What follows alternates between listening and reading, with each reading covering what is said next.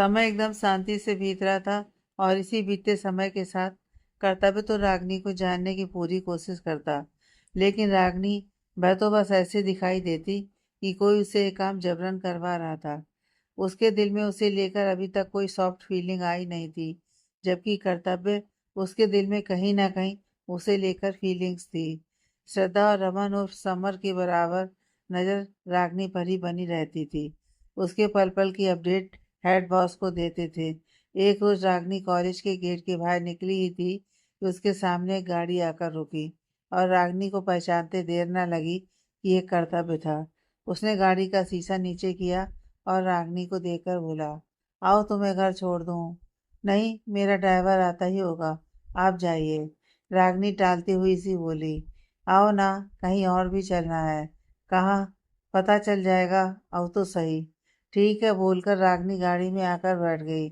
उसके बैठते ही कर्तव्य ने गाड़ी स्टार्ट कर दी और रोड पे दौड़ा दी। कहाँ जा रहे हैं हम? आपने बताया नहीं। कुछ देर बाद रागनी ने फिर से सवाल किया तो कर्तव्य ने बस खुद देख लेना, हम बस पहुंचने ही वाले हैं, कहा। और उसका पूरा फोकस गाड़ी चलाने में था। हद है, मतलब इतनी अकड़ किस बात की? सही से नहीं बता सकते कि कहाँ जा रहे हैं? हूँ, रागनी मन ही मन झल्लाकर बोली। कुछ देर बाद कर्तव्य ने गाड़ी रोकी और अपनी सीट बेल्ट उतारता हुआ बोला, पहुंच गए, आओ बाहर। ठीक है, बोलकर रागनी भी बाहर आ गई और सामने लगे बोर्ड को पढ़कर उसने असमंजस में कर्तव्य की तरफ देखा, जो मुस्कुराकर सामने देख रहा था। ये तो एनजीओ है, लेकिन हम यहाँ क्यों आए हैं? इस भागम भाग वाली बिजी सी लाइफ से कुछ पल चुराकर सुकून की सांस लेने के लिए, कर्तव्य मुस्कुराकर बोला और रागनी का हाथ पकड़कर अंदर की तरफ बढ़ गया। रागनी उसके साथ चल तो रही थी, पर उसे समझ नहीं आया था कि आखिर वह यहाँ आए क्यों है। कर्तव्य ने सिक्योरिटी गार्ड को अपना एक पास दिखाया जो उसकी पॉकेट में मौजूद था और फिर रागनी के साथ अंदर आ गया। अंदर आते ही एक बड़ा सा पार्क था जहाँ बहुत से बच्चे खेल रहे थे और कुछ वृद्धा औरतें वहाँ बैठी हुई बातें कर रही थीं। बच्चों, कर्तव्य थोड़ा तेज आवाज में बोला कि सभी बच्चे कर्तव्य को देख उसकी तरफ दौड़े। कर्तव्य ने अपनी बाहें फैला दी तो सभी बच्चे उससे लिपट गए। भैया, अब की बार आप बहुत दिन के बाद आए हैं, क्यों?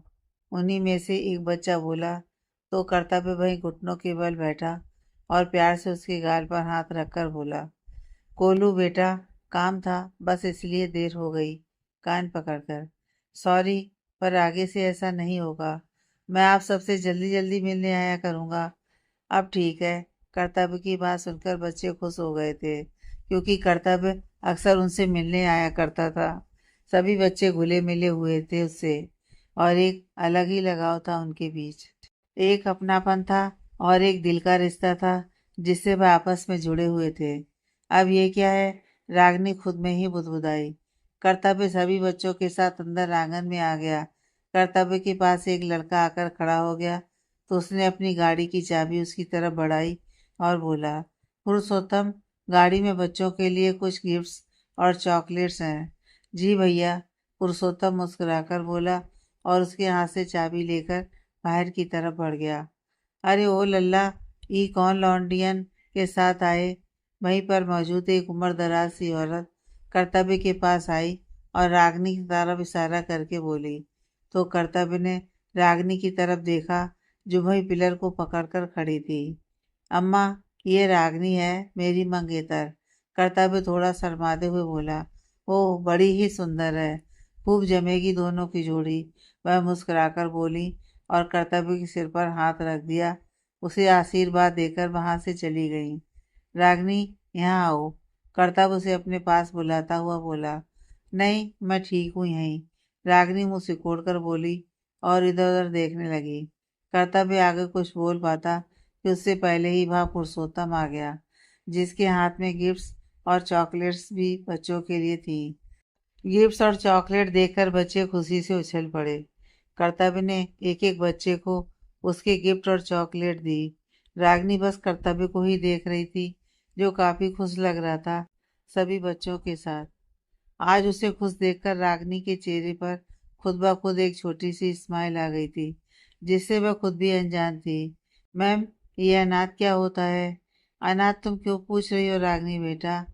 मैम, वो लड़की बोल रही थी कि मेरे पापा और मम्मी नहीं है तो मैं अनाथ हूँ। अनाथ वो होता है जिसका कोई नहीं होता। लेकिन तुम्हारे तो दादाजी हैं ना, जो तुम्हें बहुत प्यार करते हैं। जी मैम, पर मैं अनाथ हुई क्योंकि मेरे पापा मम्मी नहीं है ना।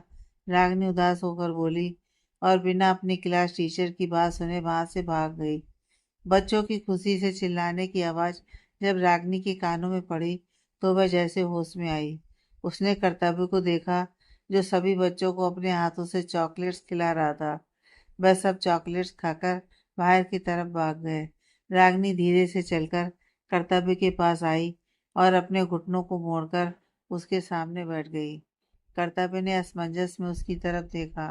रागनी ने धीरे से अपने दोनों हाथों को कर्तव्य के घुटनों पर रखा और हल्का सा ऊपर की तरफ उठ गई। वह कर्तव्य की आंखों में देखती हुई धीरे से बोली, मैं भी तो इन सब जैसी हूं ना प्रोफेसर। अनाथ, आप मुझे नहीं खिलाएंगे चॉकलेट? ये बोलते हुए रागनी की आंखें डबडबा सी गई थी और गला एकदम रुन चुका था। उसकी बात सुनकर कर्तव्य को महसूस हुआ कि उसका दिल किसी ने मुट्ठी में भींच लिया है। एक टीसी उठी उसके दिल में। उसने अपनी गर्दन हिला दी और एक चॉकलेट का पीस तोड़कर रागनी को खिला दिया।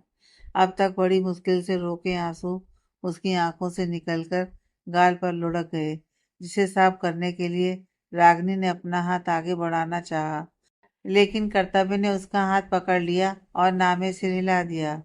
किसने कहा कि तुम अनाथ हो? तुम्हारे पास सब तो है। तुम्हारे पापा तो क्या हुआ कि वह इस दुनिया में नहीं है, पर तुम्हारे दिल में तो है ना, आज भी जिंदा। दादाजी हैं जो तुम पर जान देते हैं। रहमानी दादी हैं, कितना प्यार करती हैं वो तुमसे। और मैं, मेरा मतलब है कि हम सब कितना प्यार करते हैं तुमसे। तो तुम अनाथ कैसे हुई? हम सब तुम्हारे साथ हैं और हमेशा रहेंगे। कर्तव्य बहुत ही नरमी से उसके आंसू साफ कर बोला और प्यार से उसके माथे को अपने होठों से छू लिया। ये प्यार इसलिए है क्योंकि मेरे मम्मी पापा नहीं है ना प्रोफेसर, इसलिए शायद। रागनी दर्द भरी मुस्कान मुस्कुराकर बोली, रागनी, ऐसा नहीं है। हम सब तुमसे प्यार करते हैं क्योंकि तुम इस प्यार की हकदार हो। तुम प्यारी हो बहुत। आइंदा से ऐसा बिल्कुल मत बोलना कि कोई नहीं है तुम्हारा। अगर कोई नहीं भी होगा तो मैं तुम्हारे साथ हमेशा खड़ा मिलूंगा, क्योंकि मैं आपकी होने वाली वाइफ हूँ इसलिए नहीं, बल्कि इसलिए क्योंकि तुम मेरी हो और जिसे मैं अपना मान लेता हूँ उसका साथ। और रागनी का हाथ अपने हाथ में कसकर पकड़कर, हाथ कभी नहीं छोड़ता, किसी भी कीमत पर नहीं। कर्तव्य रागनी की आंखों में देखता हुआ बोला। कहीं ना कहीं रागनी को एक सच्चाई दिख रही थी कर्तव्य की आंखों में। न जाने क्यों, पर आज उसकी कही ये बात रागनी के दिल के किसी कोने में उतरी थी। वह अपलक बस उसे ही देख रही थी। उसे एहसास हुआ था कि उसके पास सब कुछ तो है। कर्तव्य ने उसके गाल को अपने अंगूठे से सहलाया और धीरे से बोला, रागनी। पर रागनी कुछ नहीं बोली। वह तो बस उसे ही देखे जा रही थी। कर्तव्य मुस्कुराया और प्यार से उसके गाल को अपने हाथ से थपथपा दिया, जिससे रागनी अपने होश में आई। क्या? रागनी जल्दी से उठी और मुड़कर खड़ी हो गई। तुम शर्मा रहे हो? कर्तव्य शरारत से उसकी तरफ देखकर बोला। नहीं, मैं क्यों शर्माऊंगी? तो फिर ये तुम्हारे गाल कश्मीरी सेब की तरह लाल क्यों हो रहे हैं? कर्तव्य उसे कंधों से पकड़कर अपनी तरफ घुमाता हुआ बोला। रागनी के गाल लाल हो चुके थे। ये ये तो गर्मी की वजह से हो गए शायद। ओह, गर्मी? ओह, बहुत ही ज्यादा गर्मी है। आओ बच्चों के साथ गर्मी में खेलते हैं। कर्तव्य गर्मी शब्द पर जोर देता हुआ मुस्कुराकर बोला और रागनी को यूं शर्माता हुआ छोड़कर बाहर चला गया।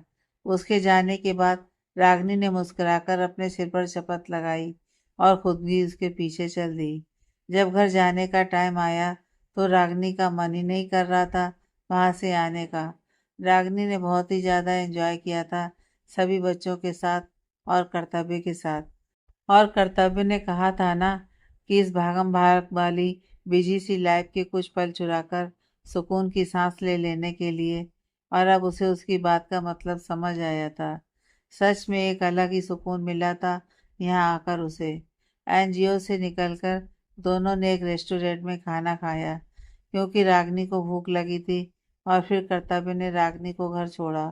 डिनर के समय दिवेश जी हेड ऑफ द फैमिली के चेयर पर बैठे थे और रागनी उनके पास ही बैठकर चुपचाप डिनर कर रही थी।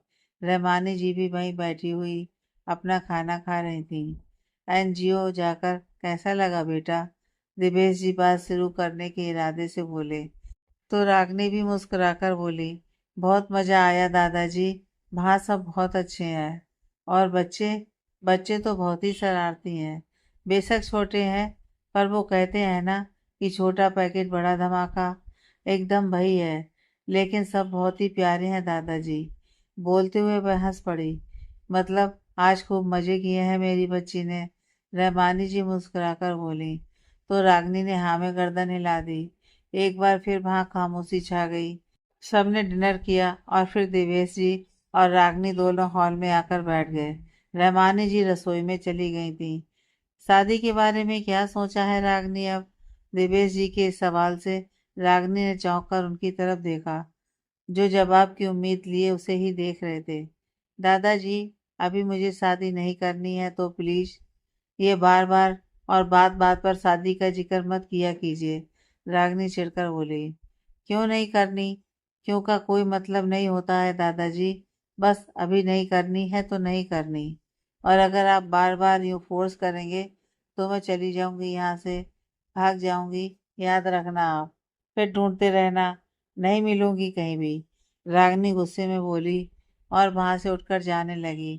तो दिवेश जी तुरंत बोले, मैं बात कर रहा हूँ शादी की सुशील से कि वह तुम दोनों के रिश्ते की बात आगे बढ़ाए दादाजी। और मैं तुमसे कोई डिस्कस नहीं कर रहा हूँ अब, बस बता रहा हूँ कि जल्द तुम दोनों की सगाई होगी। दिवेश जी उसकी बातों को नज़रअंदाज कर आगे बोले, और उनकी बात सुनकर रागनी का पारा चढ़ गया। गुस्से में उसने पॉट को उठाया और फर्श पर दे मारा। पलक झपकते ही पॉट के 100 टुकड़े से भी अधिक टुकड़े हो गए थे। कुछ टूटने की आवाज़ से रहमानी जी जल्दी से बाहर आईं। बहुत बार कह चुकी हूँ आपको कि मैं अभी शादी नहीं करूँगी, जिसका मतलब है नहीं करूँगी। और आपको किस बात की जल्दी है? हाँ, जल्दी है क्योंकि मैं चाहता हूँ कि मैं अपने जीते जी तुम्हारी शादी करवा दूँ, ताकि चैन से मर पाऊँ, दिल में शांति पड़े कि मैंने तुम्हें सही हाथों में सौंप दिया है। आपने फैसला कर लिया है ना कि मेरी शादी अपने फ्रेंड के पोते से करवाएंगे, तो काफ़ी है। आपकी वजह से मैं जल्दी शादी तो नहीं कर सकती ना। जानते हैं कॉलेज में सभी लड़कियां ये कहती हैं कि बीए करके वह आगे पढ़ेंगी, और मैं क्या करूँगी कि शादी करने के बाद इतने बच्चे पैदा करूँगी, मैं ढंग से खुद को नहीं संभाल पाती तो बच्चे क्या खाक संभालूंगी। रागनी गुस्से में बोली। समय सब सिखा देता है, तुम भी सीख जाओगी सब। नहीं सीखना है कुछ, नहीं करनी है शादी। और अगर आपको लगता है कि आप अपने मरने की धमकी देकर मुझे इमोशनल ब्लैकमेल करके शादी के लिए हाँ करवा लेंगे, तो आप गलत सोच रहे हैं। मैं आपकी बातों में नहीं आने वाली। अगर ऊपर वाला आपको अपने पास बुलाना चाहता है तो कोई रोक नहीं सकता आपको, लेकिन मैं आपके मरने के चक्कर में खुद की ज़िंदगी बर्बाद नहीं करूँगी। मैं अभी शादी नहीं करूँगी। अगर आपको ऊपर वाले के पास जाना है तो चले जाइए। रागनी के मुंह में जो आ रहा था वो वह गुस्से में बोल रही थी, जिसका शायद उसे खुद पता नहीं था। रागनी की बात सुनकर देवेश जी को धक्का सा लगा। वह बिना पल के झपकाए उसकी तरफ ही देख रहे थे। रागनी मेरी बच्ची शांत हो जा, आराम से बात करते हैं ना बेटा। रहमानी जी उसके पास आकर उसे समझाती हुई बोली, लेकिन उसके सिर पर तो गुस्सा सवार था। वह कहाँ किसी की सुनने वाली थी। ये हर बार यही नहीं कर सकते मेरे साथ। मैं नहीं मानूंगी इनकी बात। ये कोई नहीं होते मेरी जिंदगी का फैसला लेने वाले। रागनी गुस्से में चिल्ला पड़ी थी और रोते हुए अपने कमरे में भाग गई। मैं कोई नहीं होता उसकी जिंदगी का फैसला लेने वाला। दिवेश जी खोए से अंदाज में धीरे से बोले। बच्ची है, वो कुछ भी बोल देती है साहब। आप उसकी बात को दिल पर मत लगाइए, मैं समझाऊंगी उसे। रहमानी जी दिवेश जी की आवाज में उदासी महसूस कर बोली। पर वह बिना कुछ कहे वहां से उठे और अपनी छड़ी संभालते हुए अपने कमरे में चले गए। रहमानी जी भी उदास सी कुछ देर वहीं खड़ी रहीं और फिर थके कदमों से रसोई की तरफ बढ़ गईं। आधी रात के करीब रागनी बेड पर लेटी हुई थी, सीलिंग को एकटक देख रही थी। दिवेश जी को कई बातें अभी भी उसके कानों में गूंज रही थीं। आंखें नमसी थीं। उसके पास ही रहमानी जी आराम से सो रही थीं। कुछ देर बाद वह धीरे से उठी और अपनी स्लीपर्स को पैरों में फंसाकर रूम से बाहर निकल आई। पूरा राठौर हाउस इस वक्त अंधेरे में डूबा हुआ था। शांति इतनी थी कि उसे खुद के कदमों की आवाज़ साफ सुनाई दे रही थी। वह धीरे धीरे सीढ़ियों से नीचे उतरी और दिवेश जी के कमरे की तरफ बढ़ गई। उनके कमरे के बाहर आकर उसके कदम ठिठक से गए। उनके कमरे की लाइट ऑन थी। वह हैरान हुई। दादाजी अभी तक जाग रहे हैं। एक झिझक के साथ उसने दरवाजा खोला। दरवाजा अंदर से बंद नहीं था, क्योंकि दिवेश जी कभी भी दरवाजे को बंद करके नहीं रखते थे। उनका दरवाजा हमेशा खुला ही रहता था। वह अंदर आई तो देखा कि दिवेश जी कुर्सी पर अपना सिर टिकाए कुछ लेटे हुए से थे। वह सिर झुकाए उनके पास आई और फर्श पर बैठकर अपना सिर उनके घुटनों पर रख थोड़ा रुआंसी सी होकर बोली, सॉरी दादाजी, उस टाइम गुस्सा आ गया था तो नहीं समझ आया कि क्या नाप सना बोल गई। सिसकते हुए, आप तो जानते हैं ना दादाजी कि मैं आपसे कितना प्यार करती हूँ। मम्मी पापा के जाने के बाद मुझे कभी ये महसूस नहीं होने दिया कि मेरे मम्मी पापा नहीं हैं। मेरी हर बात, मेरी हर जिद, मेरे नाज नखरे, मेरी हर ज़रूरतें बिना कहे ही पूरी की हैं आपने। आप सब कुछ हो मेरे। गुस्से में कुछ भी बोल गई, पर इसका मतलब यह नहीं है कि आप कोई नहीं होते। आप मेरे दादाजी हैं और मैं आपको कहीं नहीं जाने दूंगी। मैं भगवान जी को बोल दूंगी कि वो आपको कहीं ना लेकर जाएं। सॉरी दादाजी, माफ़ कर दीजिए अपनी रागनी को। ये बोलते हुए वह फपक पड़ी, क्योंकि अपनी बोली गई बात का उसे बहुत गिल्ट था कि क्यों उसने वैसा बोला। दिवेश जी का हाथ जो कुर्सी के हत्थे पर रखा था, अचानक से ढीला होकर हवा में झूल गया। रागिनी ने जब उनके ढीले पड़े हाथ को भीगी पलकों से देखा और फिर धीरे से अपनी नजरें उठाकर दिवेश जी को देखा, जो अधखुली आंखों से उसे देख रहे थे। एक हाथ से अपने सीने को पकड़े वह कुछ बड़बड़ा रहे थे। उन्हें देखकर लग रहा था कि वह काफी तकलीफ में है। उनकी यह हालत देखकर रागिनी घबरा कर उठ खड़ी हुई और उनका हाथ पकड़कर उनके गले से बोली, दादाजी, दादाजी, ये आपको क्या हो रहा है। और दिवेश जी की अधखुली आंखें भी अचानक से बंद हो गईं। उसी के साथ रागिनी जोर से चीखी। दादाजी। हॉस्पिटल के कॉरिडोर में रागिनी बेंच पर खड़ी थी और लगातार रो रही थी। उसके पास ही बैठी रहमानी जी उसे संभाल रही थी। सामने दीवार से पीठ लगाए कर्तव्य खामोश खड़ा था। असल में रहमानी जी ने ही दिवेश जी के फ़ोन से कर्तव्य को फ़ोन कर बुला लिया था, क्योंकि शायद वह अकेले नहीं संभाल पाती। डॉक्टर्स दिवेश जी का चेकअप कर रहे थे। एक एक पल के साथ रागिनी की घबराहट बढ़ रही थी। वह खुद को कोसे जा रही थी कि सब उसकी गलती थी। अगर वह कुछ नहीं बोलती तो उनकी बात चुपचाप मान लेती तो शायद उन्हें कुछ नहीं होता। आर.डी. दादाजी, वह उनसे लिपट कर सिसक पड़ी। कुछ नहीं होगा मेरी बच्ची, तुम्हारे दादाजी एकदम ठीक हो जाएंगे। रागिनी के सिर को सहलाती हुई रहमानी जी बोली, क्योंकि वह रागिनी को यूं रोता देख नहीं पा रही थी। बस चुप हो जाओ रागिनी, अभी डॉक्टर देख रहे हैं ना दादाजी को। सब ठीक है, दादाजी को कुछ नहीं होगा। कर्तव्य उसके पास ही बैठ गया और धीरे से उसके कंधे पर हाथ रखकर उसे समझाते हुए बोला, ताकि वह रोना बंद करे, क्योंकि अच्छा तो उसे भी नहीं लग रहा था रागिनी को रोता देख। करीब 1 घंटे बाद डॉक्टर इमरजेंसी रूम से बाहर आया और उन सबकी तरफ देखकर बोला, क्या आप सब राठौर साहब के साथ हैं? जी, जी मैं उनकी ग्रैंड डॉटर हूँ। अब कैसे हैं वो? क्या मैं उनसे मिल लूं? रागिनी डॉक्टर को देखकर तुरंत खड़ी हुई और जल्दी से उनके पास आकर बेचैनी से बोली। कर्तव्य और रहमानी जी भी डॉक्टर के पास ही आकर खड़े हो गए थे। उन्हें हार्ट अटैक आया था। उनकी कंडीशन बहुत ही क्रिटिकल है।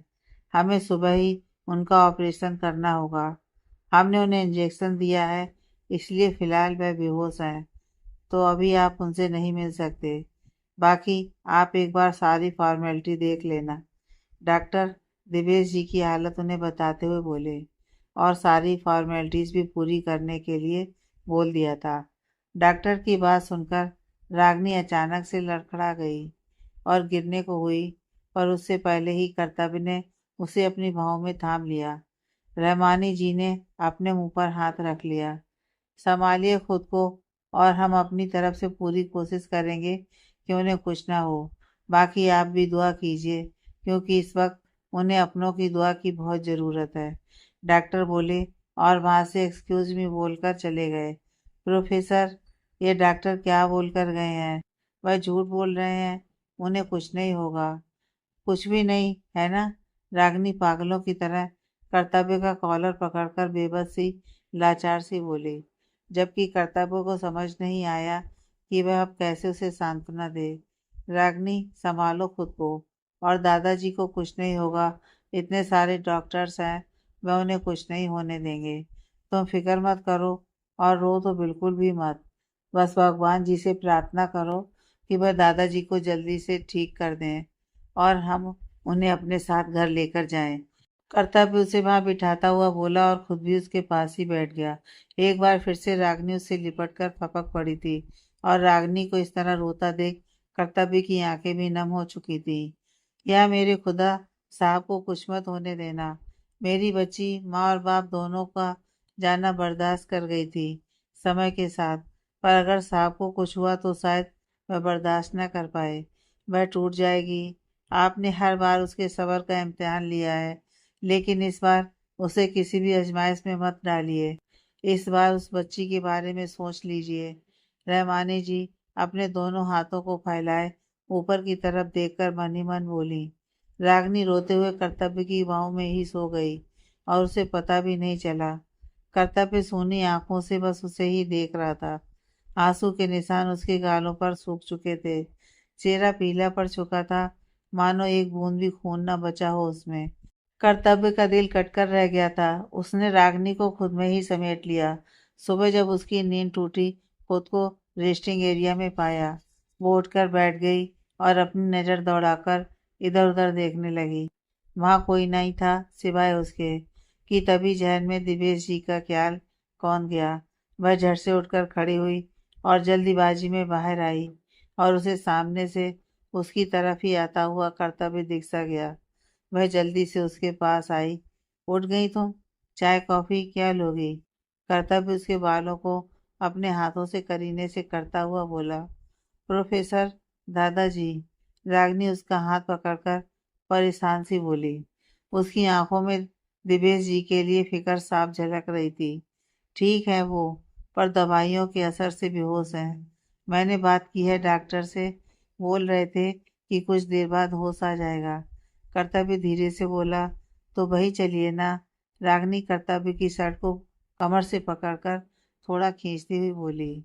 अच्छा ठीक है चलो, कर्तव्य बोला और उसको अपने साथ दिवेश जी के वार्ड में ले आया। वहीं पर रहमानी जी बैठी हुई अल्लाह से दुआ कर रही थी, दिवेश जी की सलामती की। आरडी, रागनी रुंधे गले से बोली और उनके पास ही फर्श पर बैठ गई और अपना सिर उनके कंधे पर रख दिया। उठ गई मेरी बच्ची, चाय नाश्ता कर ले पहले। रहमानी जी उसके सिर पर हाथ रखकर उसे दुलारते हुए बोली। वही रागनी उनके पल्लू से अपने आंसू साफ करती हुई बोली, जब तक दादाजी एकदम ठीक नहीं हो जाते, तब तक मैं ना कुछ खाऊंगी और ना ही कुछ पीऊंगी। बेटा, ऐसे तो तुम्हारी भी तबीयत बिगड़ जाएगी। कर्तव्य की ओर देखकर, बेटा एक बार रागनी को कुछ खिला लाओ, वरना इसकी तबीयत बिगड़ जाएगी। जी दादी जी, आओ रागनी मेरे साथ। नहीं, मुझे नहीं जाना है, और ना ही कुछ खाना पीना है। जब तक दादाजी ठीक नहीं होते, तब तक कुछ नहीं चाहिए मुझे। रागनी रहमानी जी को कसकर पकड़कर बोली। रागनी बच्चा, जिद मत करो और जाओ कर्तव्य के साथ। नहीं, अरे रहने दीजिए रागनी। अगर कुछ नहीं खाना पीना चाहती है तो क्यों फोर्स कर रही हैं? जब इसका मन होगा तब खा लेगी। कर्तव्य रहमानी जी की तरफ देखकर बोला। ठीक है, रहमानी जी बस इतना ही बोली। एक्सक्यूज मी, मिस्टर राठौर को होश आ गया है, लेकिन बगैर जाने की जिद पकड़े हुए हैं और ट्रीटमेंट भी नहीं करने दे रहे। एक नर्स बड़ी हड़बड़ी में वहां आकर बोली। दादाजी को होश आ गया। रागनी खुशी से मुस्कुरा उठी और जल्दीबाजी में उनके रूम की तरफ दौड़ लगा दी जहां दिवेश जी को रखा गया था। दादाजी, दादाजी आप कैसे हैं? अब रागनी दिवेश जी के पास आकर फिक्रमंद सी बोली। मुझे घर जाना है, दिवेश जी उठने की कोशिश करते हुए बोले, लेकिन उनके शरीर में इतनी भी जान नहीं थी कि वह खुद से उठकर ही बैठ जाएं, और बोलते वक्त भी उनकी आंखें बार बार बंद हो रही थीं। नहीं दादाजी, अभी आपको ट्रीटमेंट की सख्त ज़रूरत है। अभी आप घर नहीं जा सकते। रागिनी उन्हें वापस से लेटाती हुई बोली। लेकिन दिवेश जी ने उसका हाथ झटक दिया था। मुझे घर जाना है, नहीं करवाना कोई इलाज। मरता हूँ तो मर जाने दो, दिवेश जी रूखे स्वर में बोले। दादाजी, उनकी बात सुनकर रागिनी का दिल बहुत बुरी तरह दुखा था। वह फौरन उन्हें टोकते हुए बोली थी और लहजे में नाराजगी उतर आई थी। तुम तो चाहती भी यही हो कि दिवेश जी आगे बोलने लगे थे कि रागिनी ने बीच में ही उन्हें रोक दिया था। वह तड़प कर बोली, दादाजी, मैं कुछ नहीं चाहती हूँ। अगर आपको मेरी बात का बुरा लगा हो तो हाथ जोड़कर आई एम सॉरी। मेरी गलती है कि मैंने आपको वो सब बोल दिया गुस्से में, पर मेरा दिल ये बिल्कुल नहीं चाहता दादाजी। भगवान आपको 100 साल की उम्र लगाए। जीना ही नहीं है मुझे। दिवेश जी की जुबान अब तुतलाने लगी थी और आंखें भी बार बार बंद हो रही थीं। मैम, हमें फौरन इंजेक्शन देना होगा, वरना इनकी हालत और बिगड़ जाएगी। एक फीमेल डॉक्टर रागनी की तरफ देखकर बोली। तो दीजिए ना। रागनी अपनी लाल आंखों में नमी लिए चिल्ला पड़ी थी। ये लगाने नहीं दे रहे हैं, डॉक्टर तुरंत बोली थी, जिसके बाद रागनी ने बेचारगी से दिवेश जी की तरफ देखा था, जिनकी हालत खराब होती हुई दिखाई दे रही थी। रागनी का दिल तड़प कर रह गया। रहमानी जी और कर्तव्य ने भी दिवेश जी को काफी समझाया था कि वह डॉक्टर को उनका ट्रीटमेंट करने दें, लेकिन वह अपनी जिद पर अड़े हुए थे। अगर कोई उनके पास आने की कोशिश भी करता तो वह उसे खुद से दूर धकेल देते। ठीक है, आप चाहते हैं ना कि मैं शादी करूं, तो यही होगा। करूंगी मैं शादी। रागनी उनके पास आकर उनका हाथ पकड़कर थोड़ा इमोशनल होती हुई बोली। रागनी की अब सुनकर दिवेश जी ने उसकी तरफ देखा। वही रमानी जी और कर्तव्य, वह दोनों भी रागनी को ही देखने लगे थे। रागनी अपनी हथेली की मदद से अपने आंसू साफ करती हुई आगे बोली। आप जैसा कहेंगे मैं करूंगी, लेकिन आप डॉक्टर्स को मत रोकिए। उन्हें करने दीजिए जो वह कर रहे हैं दादाजी। सच में करोगी तुम शादी? हाँ दादाजी, सच में। ठीक है, तो फिर मुझे अभी की अभी तुम्हारी शादी होते देखनी है। क्या? रागनी चौंक कर बोली, और उसके साथ ही रहमानी जी और कर्तव्य भी चौंक गए थे। हाँ, और जब तक मैं तेरी शादी नहीं देख लेता होते हुए, तब तक मैं अपना इलाज नहीं करवाऊंगा, चाहे मेरी जान ही क्यों ना चली जाए। दिवेश जी अपना फैसला सुनाते हुए बोले, जबकि उनकी बात सुनकर रागनी हैरान परेशान सी नजर आने लगी थी। उसे फिक्र थी अपने दादाजी की, इसलिए उनका दिल रखने के लिए रागनी ने अभी झूठ बोला था कि वह शादी करेगी। सोचा था कि दिवेश जी उसकी हाँ सुनकर अपना ट्रीटमेंट आराम से करवा लेंगे, लेकिन रागनी को जरा भी उम्मीद नहीं थी कि दिवेश जी उसके सामने एक और शर्त रख देंगे। अभी कैसे दादाजी? रागनी अटकते हुए बोली, जबकि दिवेश जी की हालत और बिगड़ रही थी। उनसे बोला अब बिल्कुल भी नहीं जा रहा था और आंखों को भी जबरदस्ती खोलने की पूरी कोशिश कर रहे थे, और वह उनका साथ न देकर खुद ब खुद बंद हो रही थी। मैम, जल्दी कीजिए, इनकी हालत खराब होती जा रही है। अगर इनको टाइम पर इंजेक्शन नहीं दिया गया तो ये अपनी जान भी गंवा सकते हैं। डॉक्टर हाथ में पकड़े इंजेक्शन को लेकर दिवेश जी की बेड की तरफ बढ़ती हुई बोली। डॉक्टर की बात सुनकर रागनी और ज्यादा डर गई। वह फौरन कर्तव्य की तरफ मुड़ी और उसका हाथ पकड़कर बोली, प्रोफेसर, हमें अभी शादी करनी होगी। अभी कैसे रागनी? कर्तव्य उसकी बात सुनकर और ज्यादा चौंक पड़ा था, क्योंकि वह जानता था कि शादी कोई आम सी बात नहीं होती है कि बोला और हो गई। लेकिन रागनी वह तो बस आम सी बात ही समझ रही थी। वह शादी इसलिए करना चाहती थी क्योंकि उसे अपने दादाजी की फिक्र थी। जी, अभी के अभी। रागनी उसे अपने साथ बाहर की तरफ खींचती हुई बोली, और कर्तव्य अबाक सा उसे देखता रह गया। हॉस्पिटल के पास में ही मौजूद मंदिर में जाकर दोनों ने शादी कर ली थी, और जब वीडियो कॉल पे उनकी पूरी शादी को होते हुए देखा, तब जाकर दिवेश जी ने डॉक्टर को इंजेक्शन लगाने दिया था। उसके बाद उनकी हार्ट सर्जरी शुरू की थी, जिसकी उन्हें इस वक्त सख्त ज़रूरत थी। ऑपरेशन थिएटर के बाहर रागनी रहमानी जी से लिपटकर सुबक रही थी। कर्तव्य बाहर गया हुआ था। चुप हो जा मेरी बच्ची, सब ठीक होगा, साहब एकदम ठीक हो जाएंगे, डॉक्टर्स है ना, रहमानी जी उसे समझाते हुए बोली। लेकिन रागनी चुप ही नहीं हो रही थी, और हुई भी कैसे। एक अनचाहा तूफान उसकी जिंदगी से होकर गुजर चुका था।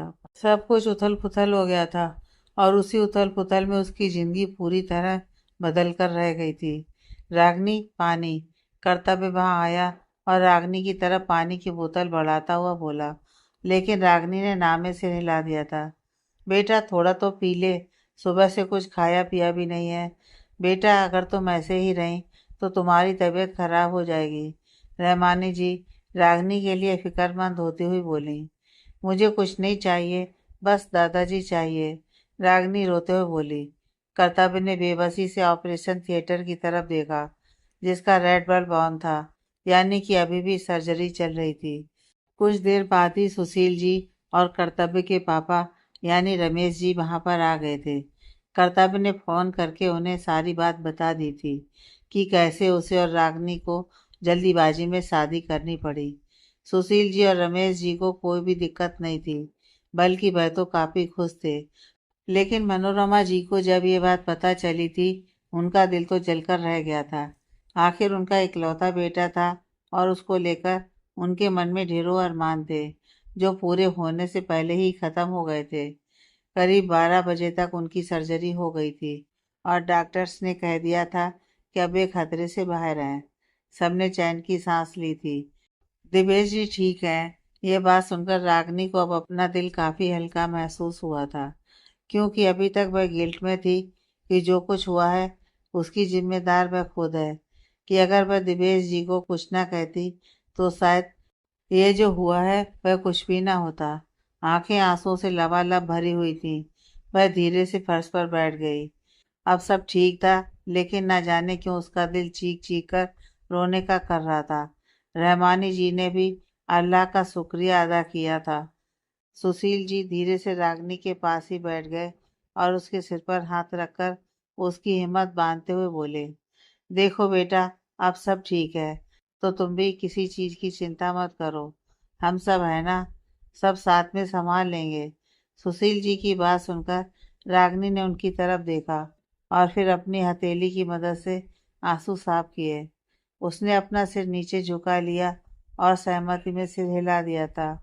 एक हफ्ते बाद ही दिनेश जी को हॉस्पिटल से डिस्चार्ज मिल गया था, और वह घर आ गए थे। दिवेश जी के छोटे बेटे यानी कि नरेंद्र राठौर, जो अपनी बीवी बच्चों के साथ दिल्ली रहते थे, दिवेश जी की तबीयत का पता लगते ही वह दौड़े दौड़े चले आए थे। जब से दिवेश जी घर लौटे थे, रागनी एक पल के लिए भी उन्हें अकेला नहीं छोड़ती थी, हमेशा उनके पास ही रहती थी। रागनी को देखकर अब उनके दिल में संतुष्टि थी, क्योंकि उसने शादी जो कर ली थी। कर्तव्य हर रोज सुशील जी के साथ शाम में आता था। जब से शादी हुई थी, तब से ही रागनी और कर्तव्य के बीच कोई बात नहीं हुई थी। कर्तव्य ने भी रागनी को टाइम देने का डिसाइड किया था, क्योंकि शादी को इतनी जल्दी एक्सेप्ट कर लेना शायद रागनी के लिए मुश्किल था। एक महीना यूं ही निकल गया। रात का वक्त, राठौर हाउस। नरेंद्र जी दिवेश जी के पास उनके कमरे में ही थे। रागनी दिवेश जी को दवाई देकर अपने कमरे में गई थी। नरेंद्र जी दिवेश जी के पैर हल्के से दबाते हुए बोले, पापा जी क्या सोचा है फिर आपने? किस बारे में? वह धीरे से बोले, चल रहे हैं ना मेरे साथ दिल्ली, और वैसे भी अब रागनी की शादी हो चुकी है, आज नहीं तो कल उसे अपने ससुराल जाना ही पड़ेगा। उसके बाद आप यहाँ अकेले कैसे रहेंगे? क्या तुम यहाँ नहीं आ सकते? वहाँ पर सब कुछ सेटल है पापा जी। बच्चों की पढ़ाई भी। ऐसे में कैसे हम यहाँ आ सकते हैं? मुझे सुबह तक का वक्त दो, सोचकर बताता हूँ इस बारे में। दिवेश जी धीरे से बोले। कुछ देर बाद बात करने के बाद नरेंद्र जी भी अपने कमरे में चले गए थे सोने। लेकिन दिवेश जी की आंखों से नींद उड़ चुकी थी। काफी सोचने के बाद आखिर वे अपना फैसला लेकर सो गए थे। अगली सुबह रागनी दिवेश जी को नाश्ता करवा रही थी जब दिवेश जी ने उसे बताया था कि वह कल अपने छोटे बेटे यानी नरेंद्र राठौर के साथ दिल्ली जा रहे हैं, और शायद हमेशा के लिए। जिसे सुन रागनी के पैरों तले जमीन खिसक गई थी। उसे काफी हैरानी हुई थी क्योंकि वह दिवेश जी ही थे। जब रागनी के पापा यानी संजय राठौर नहीं रहे थे, तब भी नरेंद्र जी ने उनके सामने दिल्ली आकर रहने का प्रस्ताव रखा था। लेकिन दिवेश जी ने ही उन्हें साफ तौर पर मना कर दिया था कि वे दिल्ली नहीं जाएंगे। वे रागनी के साथ यहीं मुंबई में ही रहेंगे। और अभी यूं अचानक रागनी को समझ में नहीं आ रहा था। दादाजी, अभी तो आप सही से ठीक भी नहीं हुए, तो आप कैसे जा सकते हैं? और मेरी मेरी पढ़ाई का क्या होगा? मैं तो यहाँ से कर रही हूँ। रागनी थोड़ा परेशान होकर बोली। और दिवेश जी ने फौरन उसे टोका था। सिर्फ मैं ही जा रहा हूँ दिल्ली, तुम यहीं रहोगी? क्या? पर मैं यहाँ अकेले कैसे रहूंगी दादाजी? रागनी चौंक पड़ी थी। अकेली कहाँ हो? तुम्हारा पति है, सासू माँ है, ससुर जी हैं, और और दादा ससुर जी भी तो हैं। इतने सारे लोगों के रहते तुम यहाँ कहाँ अकेली रही? दिवेश जी बहुत ही सहजता से बोले थे, लेकिन उनकी बातों का मतलब समझते ही रागनी के माथे पर बल पड़ गए थे। वह बोलना चाहती थी, लेकिन दिवेश जी की तबीयत का सोचकर वह चुप ही रही, क्योंकि वह बिल्कुल नहीं चाहती थी कि फिर से उनकी तबीयत खराब हो जाए। दादाजी, मैं भी आपके साथ ही चलती हूँ ना? रागनी एक आखिरी कोशिश करती हुई बोली। तुम मेरे साथ कैसे जा सकती हो? अब तुम्हारी शादी हो गई है, तो जहाँ तुम्हारा पति रहेगा वहीं तुम्हें रहना होगा। और जो तुम्हारे पति का घर है, अब से वही घर तुम्हारा है। पर दादाजी, रागनी ने बोलना चाहा, लेकिन दिवेश जी ने उसे हाथ दिखाकर रोक दिया। कोई बहस नहीं होगी रागनी। शाम तक अपना सारा सामान पैक करो। मैं शाम को ही तुम्हारी विदाई करूंगा। मैंने बुला लिया है कर्तव्य को कि वह शाम को आकर तुम्हें यानी कि अपनी पत्नी को अपने घर ले जाए। दिवेश जी की बात सुनकर रागनी का दिल बेचैन हो उठा, पर वह मजबूर थी दिवेश जी के आगे। नाश्ते के बाद वह अपने कमरे में आ गई और डबडबी आंखों से पूरे कमरे को देखने लगी। कितनी ही यादें थी इस घर के साथ उसकी, उसके पापा की, उसकी मम्मी की, और कुछ सुकून भरी और कुछ प्यार भरी यादें। और अब उसे ये कमरा और ये घर ही छोड़कर जाना होगा। हाँ, शादी हुई थी ना, जिसे वह जानती तक नहीं, अब से उसके साथ एक छत के नीचे रहना पड़ेगा उसे। उसका दिल तो चीख चीख कर रोने का कर रहा था। वह बेड पर रौंदे मुंह लेट गई और तकिए में अपना मुंह छुपाकर फपक फपक कर रो पड़ी। वह चीख भी रही थी, लेकिन उसकी आवाज तकिए में ही दबकर रह गई थी। उसने कभी यह नहीं सोचा था कि ऊपर वाला उसे यह दिन भी दिखलाएगा। और आज उसे बहुत ही शिद्दत से कमी महसूस हो रही थी अपने पापा की और अपनी मम्मी की। हाँ, बेशक वह हमेशा दिखाती थी कि वह उनसे नफरत करती है, लेकिन उसका दिल ही जानता था कि वह उनसे प्यार पाने के लिए तरसती थी। नफरत नहीं थी, बस गुस्सा था कि उन्होंने दूसरी शादी कर ली। एक बार भी उसके बारे में नहीं सोचा। पापा के जाने के बाद वह सही से संभल भी नहीं पाई थी कि उसकी मम्मी भी उसे छोड़कर चली गई थी। वह ऐसी राह पर खड़ी थी जब एक बेटी को अपनी माँ की जरूरत होती है, लेकिन उसी वक्त उसकी माँ उसके साथ नहीं थी, उसके पास नहीं थी। इस चीज का गुस्सा था उसके अंदर कि वो भी उन्हें यही महसूस करवाना चाहती थी जो उसने किया था। रागनी बेटा, बाहर से आती रहमानी जी की आवाज जैसे ही उसके कानों में पड़ी, वह जल्दी से उठी और बाथरूम में घुस गई। कहाँ गई है लड़की? रहमानी जी अंदर आकर पूरे कमरे में अपनी नज़र दौड़ाते हुए खुद से ही बोली। तभी उन्हें बाथरूम में पानी गिरने की आवाज़ आई, जिससे वह समझ गई कि रागनी जरूर बाथरूम में है। बस वह हल्का सा मुस्कुरा दी और उनका पूरा कमरा जो बिखरा पड़ा था उसे ठीक करने लगी। लगभग 5 मिनट बाद रागनी बाथरूम से बाहर आई। रहमानी जी उसकी किताबों को एक तरफ इकट्ठा करके रखती हुई बोली, नाश्ता कर लिया? हाँ, रागनी ने बस इतना ही जवाब दिया। क्या हुआ रागनी, तेरी आंखें इतनी लाल क्यों हैं? क्या तू रो रही थी? क्या हुआ मेरी बच्ची, बता मुझे। रहमानी जी ने जब रागनी की तरफ देखा तो वह कुछ परेशान सी हो उठी। उसकी वह सूजी हुई सी लाल आंखें देखकर। मैं ठीक हूँ, ये तो आंखों में कुछ चला गया था, इस वजह से लाल हो गई हैं। आरडी, आप फिक्र मत करो, सब ठीक है। खैर, क्या आप मेरी हेल्प करेंगी मेरा सामान पैक करने में? रागनी अपनी नज़र चुराती हुई बोली। हाँ मेरी बच्ची, इसीलिए तो आई थी मैं यहाँ। ला मुझे बता कि कौन कौन सी चीज़ पैक कर दूँ। जी, बोलकर वह मेवन से अपने वार्डरोब की तरफ बढ़ गई, क्योंकि अब जो भी वह कर रही थी सिर्फ और सिर्फ दिवेश जी के बारे में सोचकर ही कर रही थी। वह उन्हें बस खुश देखना चाहती थी, न कि तकलीफ में।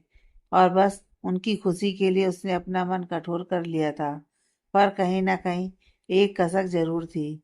वही कर्तव्य आज काफी खुश लग रहा था, क्योंकि उसके लिए भी बीता ये महीना बहुत तनावपूर्ण ही रहा था।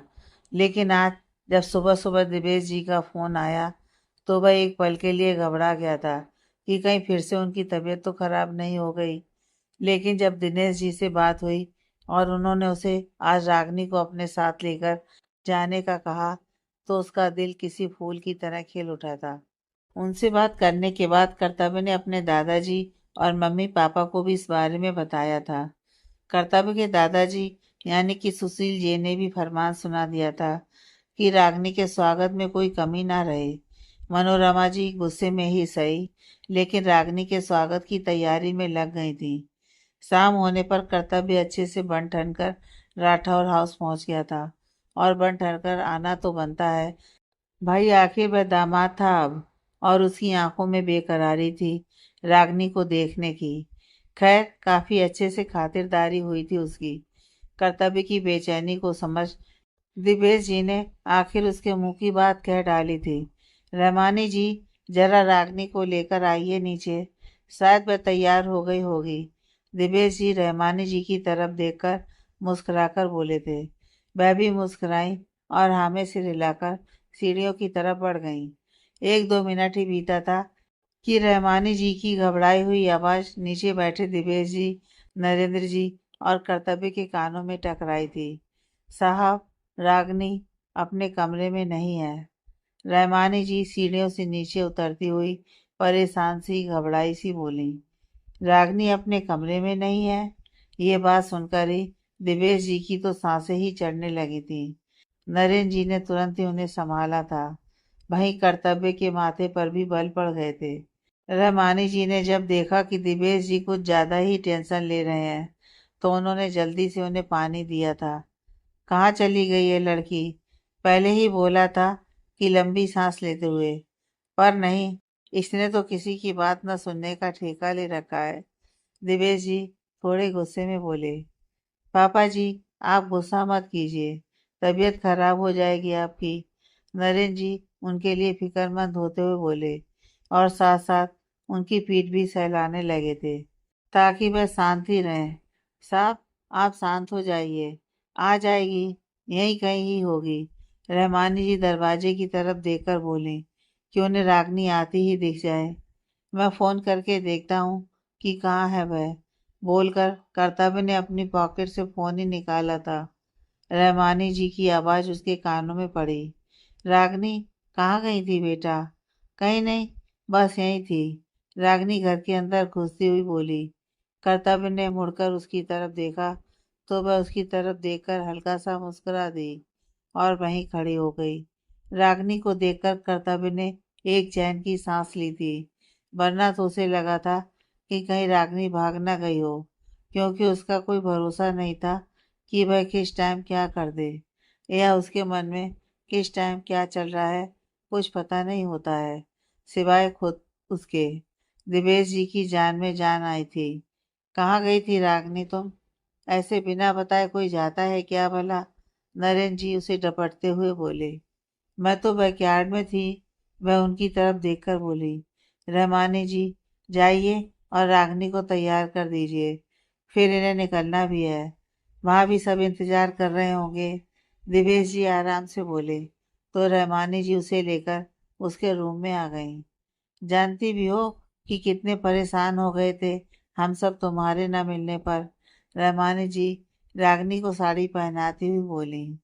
मैं कहाँ जाऊंगी आरडी, रागनी उदास होकर बोली।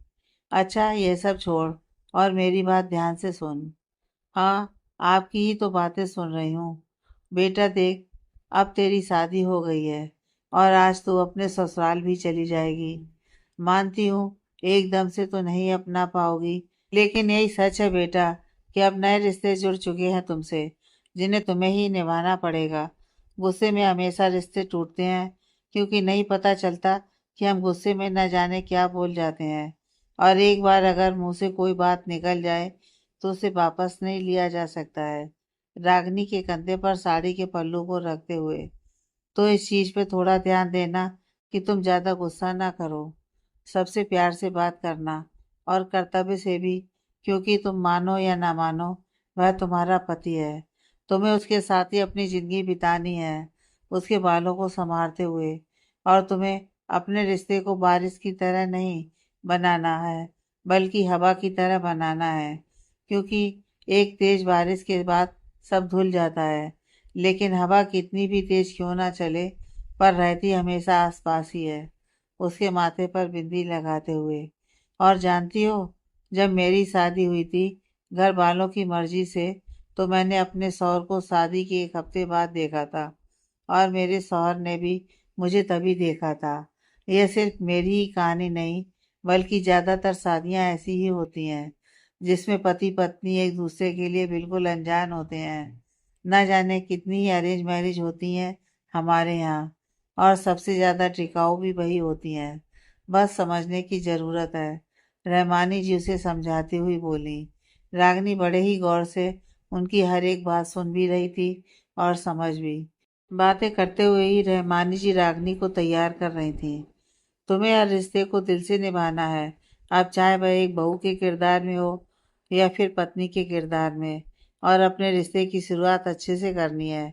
एक पत्नी, रागनी थोड़ी घबराती हुई बोली।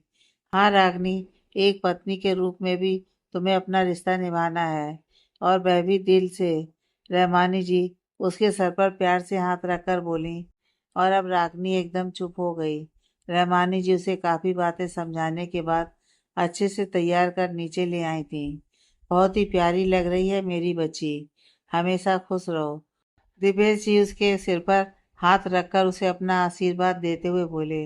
वहीं रागनी की आंखें नम हो चली थीं। अरे रो क्यों रही, माँ सब अच्छे हैं, तुम्हारा अच्छे से ख्याल रखेंगे, तुम भी खुश रहोगी वहाँ, दिवेश जी बोले। तो रागनी ने अपनी गर्दन हाँ में हिला दिया और अपने आंसू साफ कर लिए थे। रागनी का सामान, दिवेश जी ने रहमानी जी की तरफ देखकर कहा। तो रहमानी जी ने तुरंत जवाब दिया, साहब गाड़ी में रखवा दिया है। चलो ये तो अच्छा किया, वह मुस्कुराकर बोले और रागनी के सर को थपथपा दिया। रागनी अपना सर नीचे किए वहां बैठी थी। कर्तव्य हल्का सा मुस्कुराते हुए उसे ही देख रहा था, जो उस मैरून रंग की साड़ी में बेहद सुंदर लग रही थी कि वह नजरें नहीं हटा पा रहा था उसे। एक खूबसूरत सा एहसास हो रहा था उसे, ये सोचकर कि रागनी उसकी बीवी थी। रागनी के गले में पहना मंगलसूत्र और मांग में सजा सिंदूर उसके दिल को गुदगुदा रहा था। रागनी बेटा आओ, दिवेश जी रागनी को कहीं खोया सा देखकर बोले और उठ खड़े हुए। रागनी ने सुनी आंखों से उनकी तरफ देखा, जो अपना हाथ आगे बढ़ाए उसे ही देख रहे थे। रागनी ने धीरे से अपना हाथ उनके हाथ में रख दिया और उठ खड़ी हुई। कर्तव्य इधर आओ बेटा, दिवेश जी ने कर्तव्य को अपने पास बुलाया।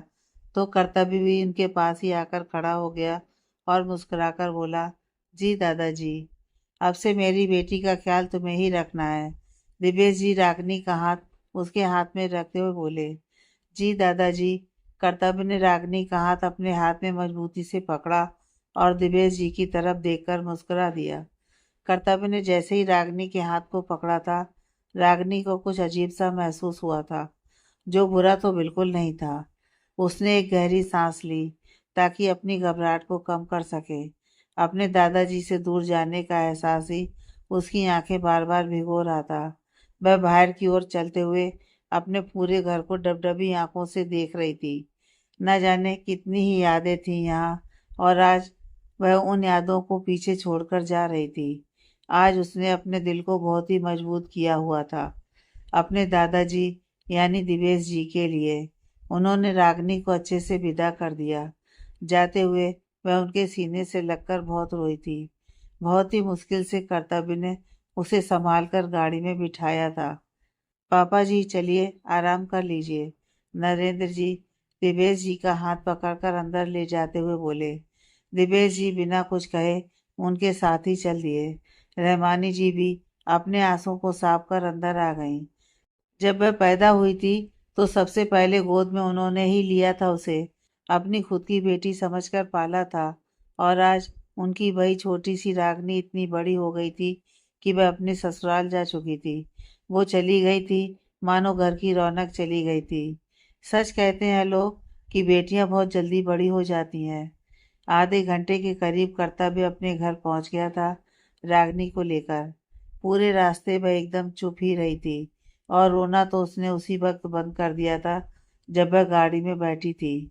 वह गाड़ी से बाहर निकला और रागनी की साइड आकर गाड़ी का दरवाजा खोला और अपने हाथ को रागनी के सामने कर दिया। उसने भी थोड़ा झिझकते हुए उसके हाथ में अपना हाथ रख दिया था। उसे यूं झिझकता देख कर्तव्य हल्का सा मुस्कुरा दिया। आगे की कहानी नेक्स्ट पार्ट में।